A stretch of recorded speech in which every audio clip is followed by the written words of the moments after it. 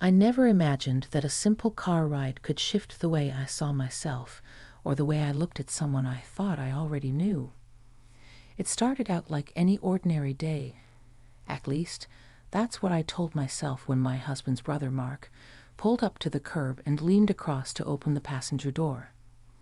But what he said on the road that day caught me completely off guard, and it's a moment I still replay in my heart, wondering how one unexpected conversation could make me question so much about life, love, and the ways we connect with people. Before I share everything with you, let me ask, from which cities are you watching us today? I would truly love to know where you're listening from as I open this little window into my life. The air that afternoon carried that gentle heaviness that comes before rain. I had just finished tidying the kitchen when Mark called, offering to give me a ride to the other side of town. My husband was out of state on business, and Mark, ever the considerate younger brother, didn't like the thought of me taking the bus alone. I'll admit I hesitated. He and I had always been cordial, but we weren't exactly close. Family gatherings kept us friendly, yet there was always a quiet space between us, a polite distance neither of us seemed to cross. Still, something in his voice, warm, insistent, almost protective, made me agree. When I slid into the passenger seat, I noticed details I had never paid much attention to before. The faint scent of cedar from the cologne he wore, the neatness of his car, the way the seat was already adjusted just right for me, as if he had thought of it beforehand. I told myself not to read into it, but when you're alone in a car with someone for the first time, every little detail feels magnified.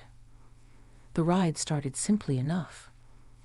We talked about the weather, the small chores of the day, and the usual family updates. Mark asked about my garden, remembering how I had once proudly shown him the roses blooming along the fence. I was surprised he remembered. That small detail stirred something inside me, a reminder that he noticed things most people overlooked. As the car hummed along the road, the city outside rolled by in a blur of familiar storefronts and tree-lined streets. The windshield wipers brushed back a light drizzle that had just begun, making everything glisten. The quiet rhythm of the rain matched the rhythm of our words, soft but steady. Mark didn't rush the conversation. He asked questions in a way that felt patient, almost tender, as if he genuinely wanted to understand how I was doing, not just the surface version, but the truth beneath it. "You've been carrying a lot lately, haven't you?" he said at one point, his eyes flicking to me briefly before returning to the road. The question startled me. Most people, even my husband, rarely asked it so directly. I tried to brush it off, but my voice betrayed me with a crack of emotion. I guess we all carry more than we let on. He nodded, his jaw tightening slightly, as though my words touched a chord in him. Then, almost without warning, he began to share pieces of his own life. Regrets he carried, chances he wished he had taken, the loneliness that sometimes crept into his evenings when the house felt too quiet. I had never heard Mark speak so openly. He always seemed so composed, the dependable younger brother with the easy smile. But here, in the dim cocoon of his car, he was different. Listening to him, I felt a strange mix of emotions. There was comfort in hearing his honesty, but also a pang of sadness. I wondered how many times he had driven through these same streets with thoughts bottled up, with no one to share them with. It made me realize how little we sometimes know about the people closest to us, even those we call family. The rain grew heavier, streaking the windows, softening the world outside. Inside, the air felt warmer, heavier too, not in an uncomfortable way, but in a way that made the silence between words feel meaningful. Mark glanced at me again, and his eyes held something I couldn't quite name, a mixture of worry, admiration, and perhaps a trace of longing. I shifted slightly in my seat, suddenly aware of how close we were in that small space. "You know, Nancy," he said quietly, Sometimes I think people underestimate you. They don't see how much you give, how much strength you carry in silence." The words landed in my chest like a weight, but not the kind that drags you down. Instead, it was the kind that makes you pause, makes you breathe differently, as though you've been seen for the first time in years. My throat tightened, and I found myself blinking back the sting of tears. I wanted to respond, to say something that matched the depth of what he had just given me, but the right words didn't come. Instead, I simply placed my hand lightly on the center console, not touching his, but close enough that the gesture carried its own quiet message. "I hear you. I feel it too." The rest of the drive passed in a haze of soft conversation and long, thoughtful silences. By the time we reached my destination, I felt as though I had traveled much farther than just across town. Something had shifted between us, something unspoken but undeniable. When I opened the door to step out, Mark's voice stopped me. "Nancy," he said, "don't forget that you deserve to be seen, not just as someone's wife, not just as part of the family, but as yourself." I froze for a moment, his words echoing louder than the rain outside. Then I turned back to him, meeting his eyes with a gratitude so deep I could hardly speak. I managed a small smile, nodded, and stepped out into the drizzle, my heart heavier and lighter all at once. That night, as I sat by the window listening to the rain, I kept replaying his words. I thought about the look in his eyes, the honesty in his voice, and the unexpected connection that had blossomed in such an ordinary setting. It left me wondering what it truly means to be seen, and why sometimes it takes the most unexpected person to remind us of our worth. The rain eased overnight, but a thin mist still clung to the morning like a shawl that didn't want to be folded away. I stood at the kitchen window with my coffee, watching small beads of water roll down the glass and race each other to the sill. Sleep had been a stubborn companion, close enough to feel, just out of reach. When it finally came, it brought Mark's words with it. "You deserve to be seen."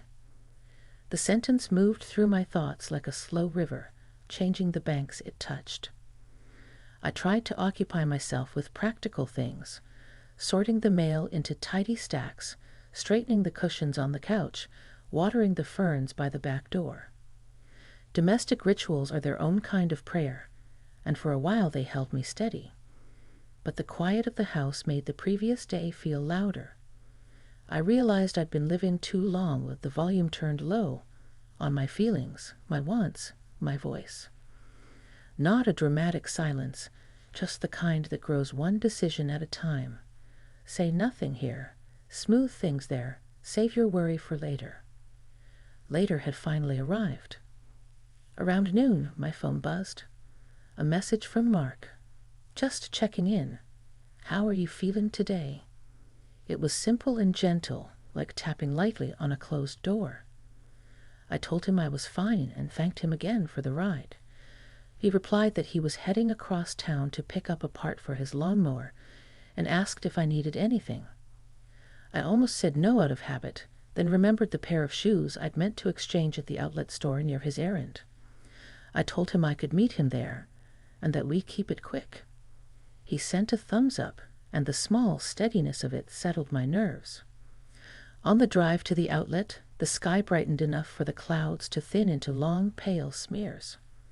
The parking lot glistened from the night's rain, every puddle holding a patch of sky. I spotted Mark's car under the modest shade of a sycamore. He stepped out as soon as he saw me, a faint smile lifting the corner of his mouth. If yesterday had been the first page of a book, today felt like turning it without creasing the spine. "Trade those shoes?" he asked, nodding toward the bag I carried. "I'm thinking so," I said. I bought them for comfort, then realized I was still pretending to be fashionable. "You can be both," he said. "Most people forget that." We walked inside together, a polite space between us, not forced, not tense, just there. He waited while I spoke to the clerk and tried on a different pair. When I stepped out to show him, he didn't offer the quick, thoughtless praise that people sometimes give just to move things along. He looked carefully at the way I stood, then at my face. "They suit you," he said. "You stand like you can take a longer walk in those." I laughed because it was true and because it was such a beautifully practical compliment. We made the exchange, and when we came back out, the air had shifted from damp to fresh. A diner sat at the edge of the lot, the kind with a chrome stripe and a short row of bar stools that gleamed even from the outside. "Coffee?" he asked. He said the word easily, but the question under it was, "Are we okay? Can we sit without losing the quiet we found yesterday?" "We can," I said, more to myself than to him. Inside, the diner smelled like warm pancakes and the faint spice of cinnamon. We slid into a booth near the window where the light found us in a soft square. A waitress with a red pencil tucked behind her ear set down 2 heavy mugs. The coffee steamed, and the sound of it, the small hush of liquid meeting ceramic, felt ceremonial. We talked about unimportant things at first, how the school up the road had added a new traffic light, how last winter had been kinder than expected. Mark's hands wrapped around his mug, resting, not fidgeting, and I appreciated the way he let the spaces in conversation remain faithful to themselves. No hurry to fill them, no need to impress. Eventually, the talk edged closer to what we both knew waited for us. He cleared his throat softly. "I meant what I said yesterday," he began, his voice lower than before.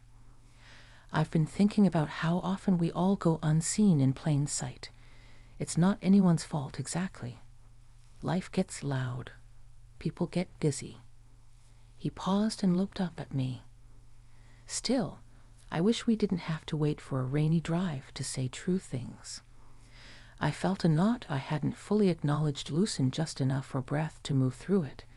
"I've been quiet," I said, "for years maybe. Not unhappy, just quieter than I meant to be." He nodded. "Sometimes quiet is courage. Sometimes it's hiding. Hard to tell the difference when you're in the middle of it." I turned my cup slowly, watching the way the light skimmed the rim. I thought of my husband in hotel rooms, his careful texts between meetings, his face in profile when he read at night. I love him. The sincerity of that truth steadied me. But love can become efficient, and efficiency, left alone, can hollow out tenderness. "Yesterday," I said, "you made me feel seen. I'm grateful for that.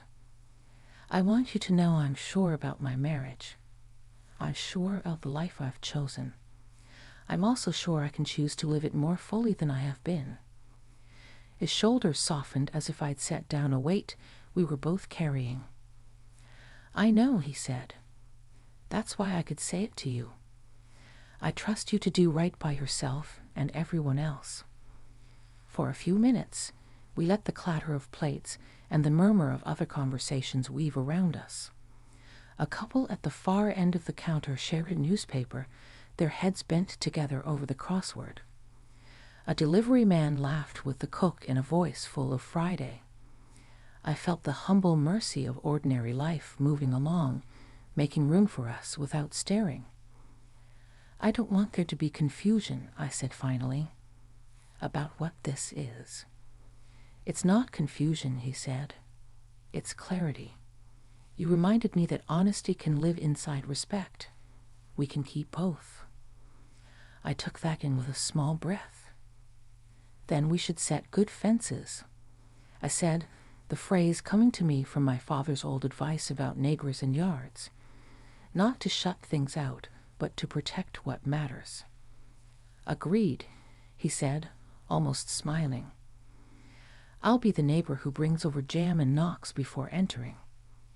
That made me laugh, and the sound felt like opening a window.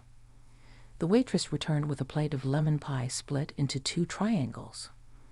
"On the house," he said. "You both look like you could use something bright."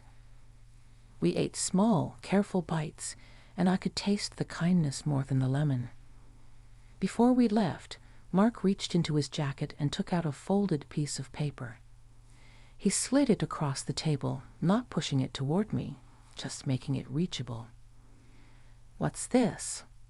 I asked. "A note I wrote to myself last winter," he said. "I kept it in my wallet because I was afraid I'd forget what I promised. I think it belongs with you now." I opened it. In neat block letters, he'd written, "Pay attention to the ordinary. It's where the truth hides." Underneath, a smaller line, "Tell the people who steady you that they do." I looked up, and he was watching me carefully, with none of yesterday's careful distance, only steadiness. "Thank you," I said, "for trusting me with that." He shook his head. "Thank you for giving me a reason to mean it." On the drive back, the sun finally found its courage and broke through in thin, forgiving beams.